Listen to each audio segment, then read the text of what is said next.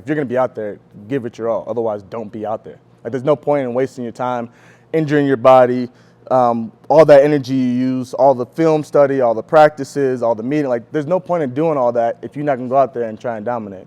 Welcome to the Let's Talk More Do podcast. I'm your host, Lamar Griffin. Today, I got my man, Family Man Joe. I want to take that Family Man antidote and put it to me, Family Man Justin, Family Man Lamar, Family Man Gabe. Where'd it come from? First off, the fact that you just said that. So I was with Todd Davis the other day. Bam Bam. You know what I'm saying? He had 3 kids before I had 3 kids. I'm like, bro, listen, Justin, Todd, like, we need to make this a Family Man movement. I need all y'all to change your IGs. Ain't nobody trying to change it, bro. I'm like, what's going on? So you change it, and then talk to Justin. You talk to Justin, get him on that. Family Man LG. Well, let's jump into the podcast with that. Talk to me about family, what that means to you.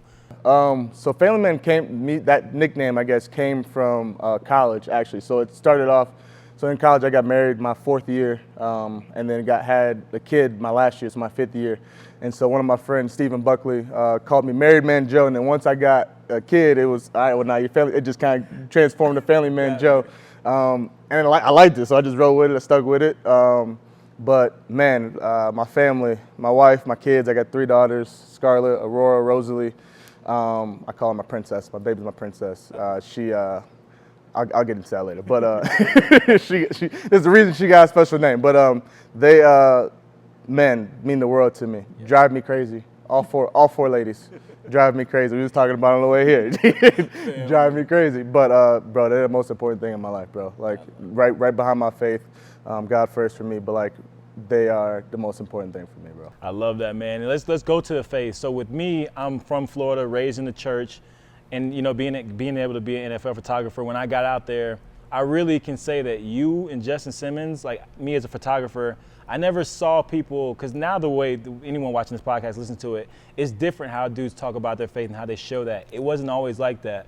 I saw you and Justin doing that. Even you, every time you do a big play, you talk to God. Justin, before the game, he talks to God. Like, I see you guys actively talking to him during the game. Yeah. Was it always like that? Like, was it, you know, like wearing your faith, where does your faith come from? Yeah. So, yeah, I mean, I grew up in the church as well. There's a lot of different things going on.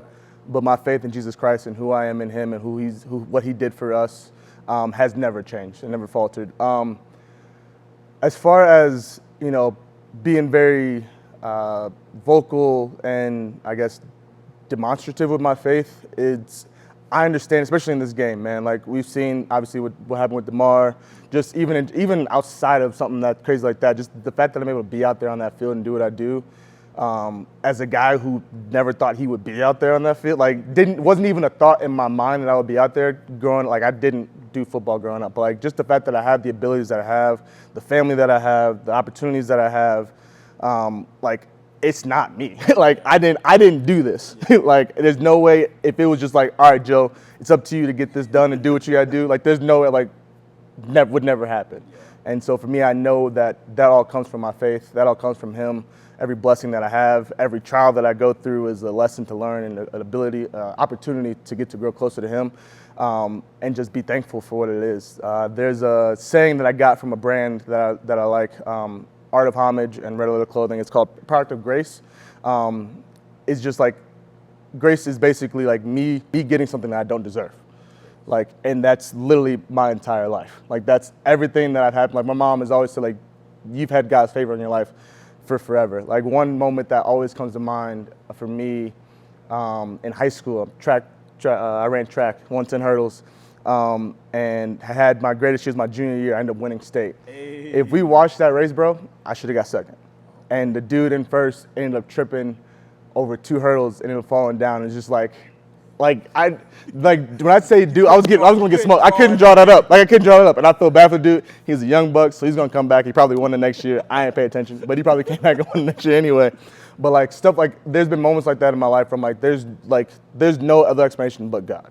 Like, but God. Like, that's just it. And so, like, I have no other choice but to give him all the glory, the praise, the honor for everything that's happened in my life. Your second chance effort, the way you grind, you just said you weren't supposed to be there. Talk to me about your football journey and what it is like special teams, because I'm probably one of the best special teamers ever. I just got to make your highlight tape, and like, it's a skill to be able to, first of all, do your job blocking, then go find the ball, and then make the tackle on these returners, which are some of the most athletic people on the team, the guys you're tackling. Talk to me about your mindset, especially your second chance effort, because on a couple of those plays, you miss, and then I'd be like, oh, and then you just come back in the frame, and it's like, wait, what?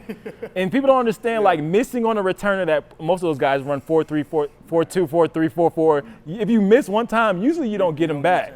So your speed, your agility, talk to me about your thoughts on special teams and how you embrace it. And for anyone watching the podcast, any of the young guys that play special teams, how you go into it. So to start, like, I didn't grow up liking football at all. Like, had zero interest. Basketball and baseball was what I did. My dad ran track at Purdue, so like there was kind of that in there. I didn't start doing track though until high school, but my mom made me play football in 8th grade. Like everyone's like, what? Like I had to convince my mom. Like no, it was the complete opposite. My mom's like, you're big, you're fast, whatever. Like it just makes sense. So we'll try it out. And so first day in, like I loved it. Like I was playing running back, so obviously I had to tote the rock. Was the fastest dude out there, so I'm running around people. It's like it's barely getting touched until I had to learn the physicality of it. That was the hardest transition. But yeah, had no idea that I could get a college scholarship for this. Like this could take care of me. I had no idea about the NFL. Like we would have Super Bowl parties at my house, and I would not watch it. Like I'm upstairs in my room playing video games, watching anime, doing whatever, chilling. And so I had no clue like the level of football is where I guess the level of football I can get to. Yeah. And so I guess getting to where I am now, my mentality on that, special teams is like you said, it's undervalued. Most people think football, they think quarterback, running back, playing DB, being star receiver, like whatever, making big plays.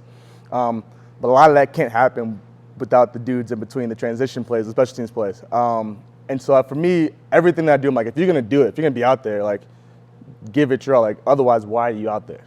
Like I know dudes in high school who were more athletic than I was, faster than I was. I'm like, bro, like what are you doing? Like you're just wasting what God gave you.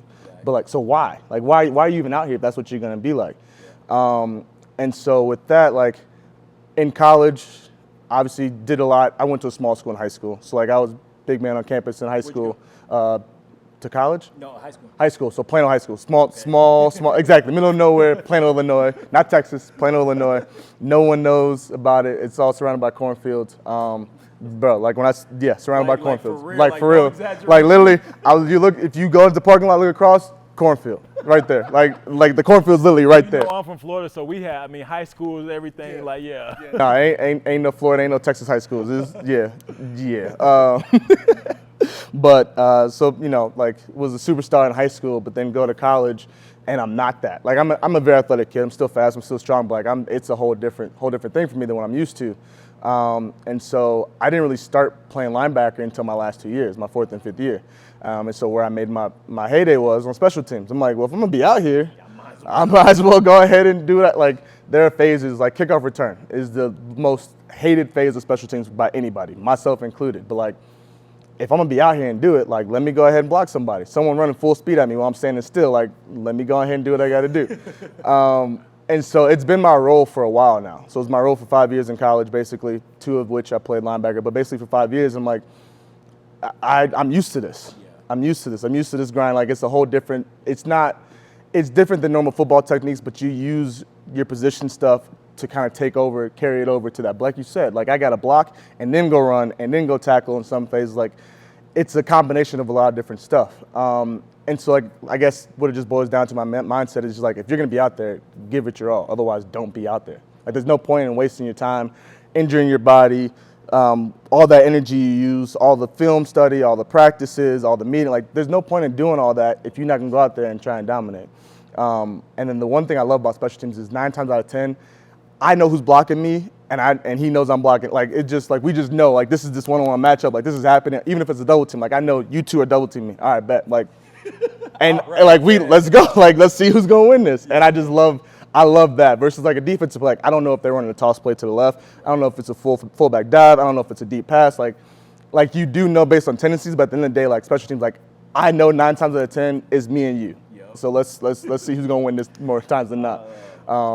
And so, yeah, it's just kind of that. And if I'm, like I said, if I'm going to be out there, I want to be at the best that I possibly can. And I have a love for special teams. I'll share that. I played junior college football. I got red-shirted. So I come from Florida, 4-3 guy. I think I'm about to go to junior college, blow it out. I get red-shirted.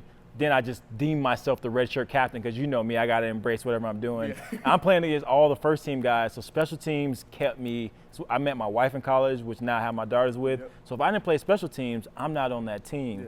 My biggest special teams play guy breaks it. I catch him on the 1. Our defense comes out, force fumble, we stay undefeated. And my coaches is like, that's special teams. Like Lamar, like I chase him down 99. I mean, I'm on the other side of the field, hit him at the 1. I'm like walking down, my head down. Defensive players like, Lamar, I appreciate that. Watch this. Goal line, we get the ball back, and it's just like, without special teams, without me giving that effort, you don't get it. And that kept me in college. Like I played receiver. I went from, like you, I went from running back to receiver. I couldn't catch. It just, everyone, athlete from Florida, I just couldn't. I'm like, I'm from Florida. They toss it. I'm going 60. I got to college. They throwing it at me. I'm like, this thing coming fast. So in college, man, I got to play special teams, which kept me in college. So, like, I have such a found Sam, punters, kickers. There's just so many different things. And the thing with that, too, like, it gives me so many more opportunities to go out there and make plays. Like, dudes ain't fair catching the ball. Like, unless he has a bad punt, which is 1 out of every 15, like, dudes aren't fair catching the ball. I get times to cover. Like, I get to be right behind the Gunners, and if the Gunners don't make the play, boom, I'm there. Like, I love it. And there's a whole bunch of stuff with that. But, like, just to embrace it. But, man, I love my specialists, bro. Like, snapper's like my best friend. Like, you protect me. You get, like, there's times, like, where they pick for you. Like, so they get you out fast, and there's times, like, look, you about to get destroyed by this dude, and I ain't got nobody blocking me, so I'm going to be here and helping you. Like, we work together. Like, I love my specialists. I love my specialists. Wherever I've been, like, I make a point to, like, we got to be in a good relationship. We got to know how to work together. I got to know what you're thinking. I got to keep your head up if something happens. Like, dude from Dallas.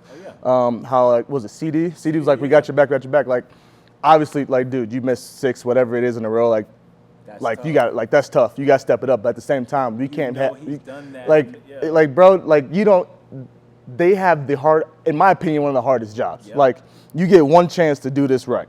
Like, you miss a kick, the whole world knows you missed a kick. Someone on defense misses a tackle, they got a 5-yard gain. Guess what? He gets to stand up and go do it again for however many more players during that drive. Like, you missed that kick, it's over. You mess up that punt, it's over. You make a bad snap, it's over. Like, that's it, and everyone sees it. And so their job is very mental. So, like, having guys being down on them, like, you can't have that. Like, I'm already down on myself. I don't need the whole rest of the team, other 52 dudes down on me, my coaches down, like. So, like, I'm always big to support, like, every kick that's made, even if it's an extra point, like, I'm out there, like, high-five the snapper, high-five the punter who held the ball, and high-five the kick, like, every time. Like, that's just, I have a love for my specialists. I used to be the same way in high school from my kicker. Everyone's like, why are you always with the kicker? And I'm like, well, when we score a touchdown, we need that one. Like, it's so important. Crucial. Or that 3 points. Like, this dude, like you just said, like, being able to be transparent with the kicker and, like, be on his side, because that's a hard job to do. Like, it's all mental.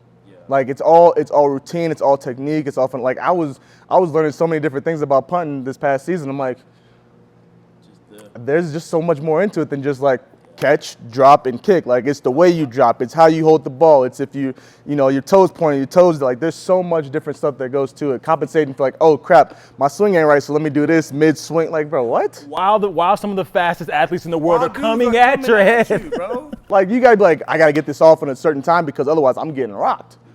Like, people don't understand, man. Talk to me about, what do you like to do besides football? Of course, the family, like, what are some of the things you enjoy? This podcast is called Let's Talk More Do, about people that do things. What are some of the things you enjoy other than football? Yeah, I'm a big anime nerd, bro. A weeb at heart, bro. Have been since I can remember.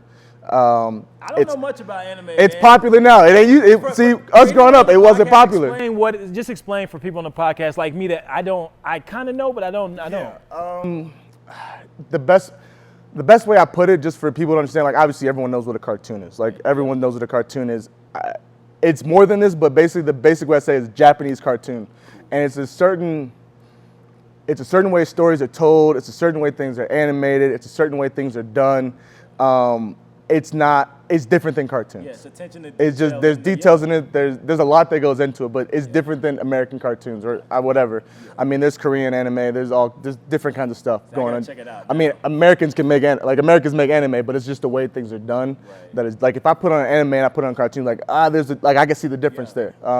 Obviously, most people know what Dragon Ball Z is. That was my favorite. You know what I'm saying? People know Pokemon is technically is considered anime. Okay. People didn't know that. Like Digimon, Naruto's another popular one. Whatever. It's like stuff like that is anime, but like there's so much more out there. And I'll say this too: anime is more than just action and fighting. Like every genre you see on a regular TV show or a cartoon, there's a genre for that in anime. Like, so it's not just people beating each other up. Like love, like there's slice of life. There's like just basic like going through someone's life. Like there's sitcoms. There's rom-coms. There's everything. Like there's dark stuff. There's mystery stuff. There's like there's everything. Yeah, I gotta check it out. So it's anime is I'm big in anime, and then obviously manga is like the comic book version of that. Okay. So some anime stem from a manga. Sometimes the anime gets a manga adaptation. So it's just there's a lot that goes into it, but it's basically again, for the basic way of saying, it's just Japanese cartoons is what I say. Gotcha. So anime, family, talk to me about, we were talking about this before the podcast. As a photographer, when I was with the NFL, my travel schedule was crazy. I left the NFL due to just, my daughter got old enough to realize when I was leaving, like even now, she always thinks I'm going to the airport, which I feel like that's not right, because I'm not you. Like on the podcast, for anyone listening, I'm not an NFL player. I was just a photographer, so I have the choice to like, not do it. And I was really privileged to be in the NFL and take pictures and videos, but at a certain point I'm like, I don't want to be on the plane because I had to travel.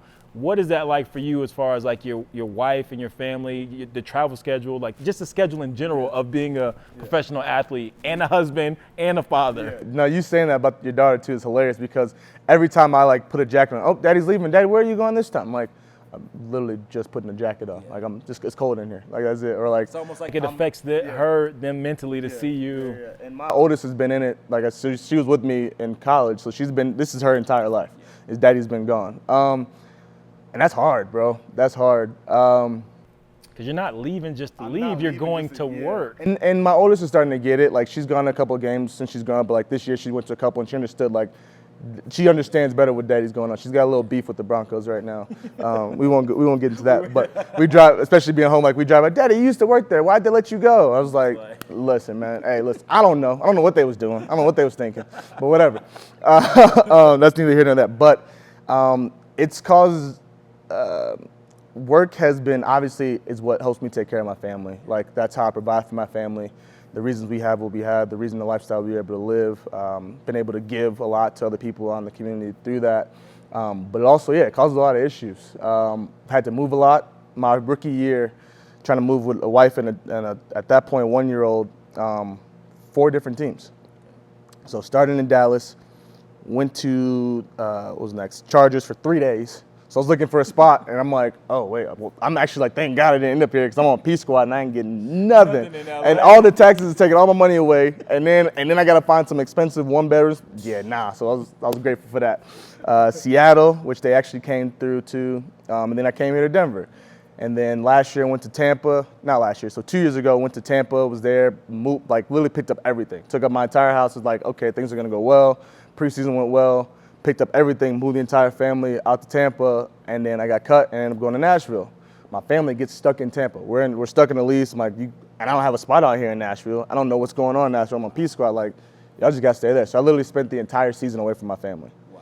They came for a couple of different games, so they were there maybe like 4 or 5 weeks out of the 18-week season, plus bye weeks. So like it was crazy. And it's caused a lot of issues with me and my wife. Obviously, me and my kids. My kids miss me.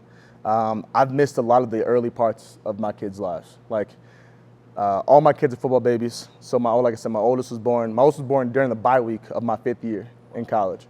And then I left when she was a couple months old to go to Dallas to do training camp. My second was born during training camp. And then obviously I was there, but like I wasn't staying at home. I was staying in a hotel. I'm at work all day, so I'm missing the very early stages. My third child was born during OTAs. Not this past season, but the season before. And so I'm literally like supposed to be going to OTAs, but I'm not because I'm waiting for you to be born. And then 2 days later, I'm out the door. And so it's been crazy. I missed a lot. So I mentioned earlier why I call her my princess, my youngest, Rosalie. So I got 3. The 2 oldest really didn't want nothing to do with daddy.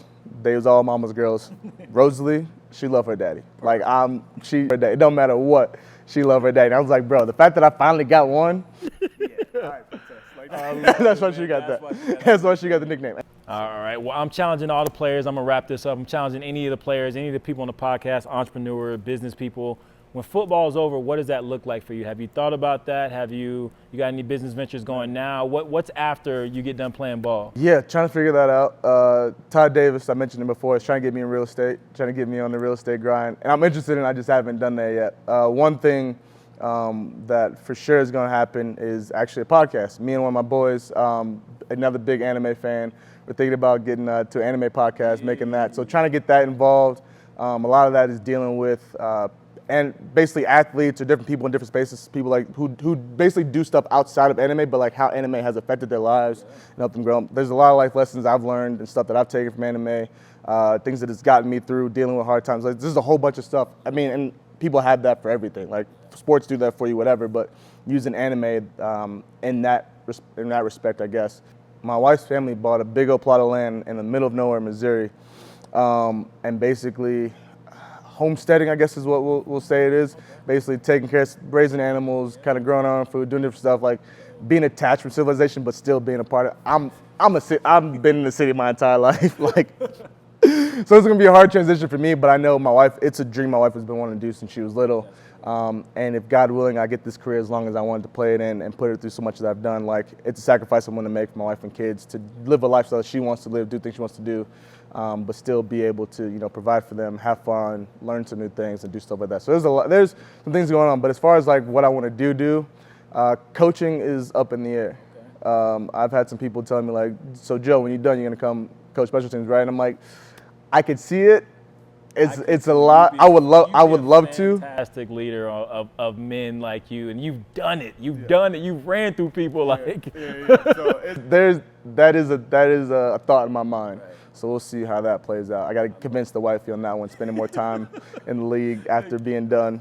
So we'll see how that goes. I love it, man. Well, Joe, I appreciate your time, man. I appreciate everything you've done for me. Just as far as being a photographer, videographer. I don't know if you know it or not, but when you signed the jersey for me on the field, that kind of made me feel like it was almost like I was a player. Like when you gave me the jersey that I got at my house, you signed it for me on the field. I got a lot of jerseys from a lot of players, but you was the only one that signed it on the field. So that meant a lot to me just because being able to work with people like you, like we said, there's a lot more to football, the sport, than just being there on Sunday. It's a lot more to the game. I appreciate you, obviously, man. You captured a lot of moments that I've been able to go back on. My kids actually used to love watching the videos that you made. So they would know songs that I put on there based on like, oh, this is Daddy's video. So I'm like, I'm not watching the video, the song's just on. But like stuff like that. So I appreciate you, man. You've done a lot for me as well. Let the people on the podcast know if they don't know Family Man Joe, let them know where they can connect with you and where to find you. Instagram is the biggest thing that I'm on right now. So Family Man Joe, Family_Joe43 Instagram. I'm on Facebook, but I don't go on Facebook. Same on Twitter, Family_Joe43, but I don't really post on Twitter. Crypto and NFTs and stuff like that is kind of I posted on that before, but I'm not on there as much. So Instagram is pretty much where you could find pictures of me doing my thing, my family, anime content, whatever it is. So perfect. Appreciate you guys tuning into the podcast. I'm gonna link all Joe's Instagram handles, the show notes. When his podcast comes out, I'm going to link that in the show notes so you guys can find that, and we'll do a post and we'll go check out the podcast. And that's something that I'm starting to do is behind the scenes. So we'll come do it behind the scenes of you guys, kind of show your setup. Appreciate you guys tuning into the episode. Peace. Peace out.